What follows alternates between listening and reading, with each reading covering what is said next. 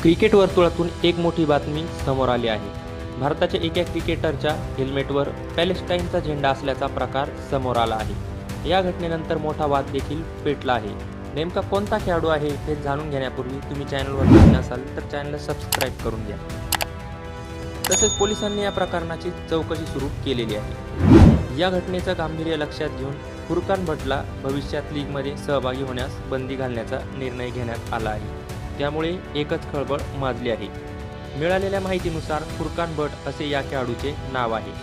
तो जम्मू आणि काश्मीर चॅम्पियन्स लीगमध्ये खेळत होता.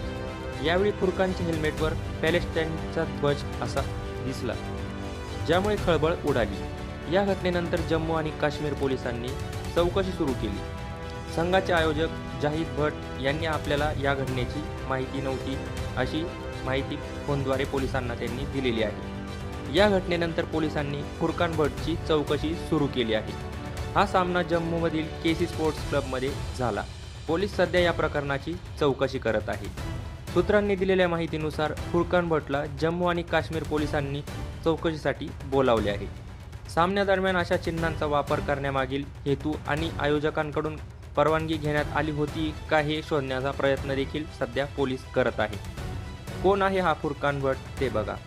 जम्मू आणि काश्मीरचा तरुण क्रिकेटपटू फुरकान भट हा स्थानिक क्रिकेटपटू आहे, जो जम्मू आणि काश्मीर चॅम्पियन्स लीगमध्ये खेळतो. ही लीग काश्मीर खोऱ्यात क्रिकेट उत्साह वाढवण्यासाठी एक स्थानिक स्पर्धा आहे, जिथे तरुण प्रतिभा त्यांच्या कौशल्यांचे प्रदर्शन करतात. फुरकान हा अशा तरुण काश्मीरांपैकी एक आहे, ज्यांनी आव्हानात्मक परिस्थितीतही त्यांची आवड शोधली आहे. क्रिकेट खोऱ्यात नेहमीच लोकप्रिय राहिले आहे.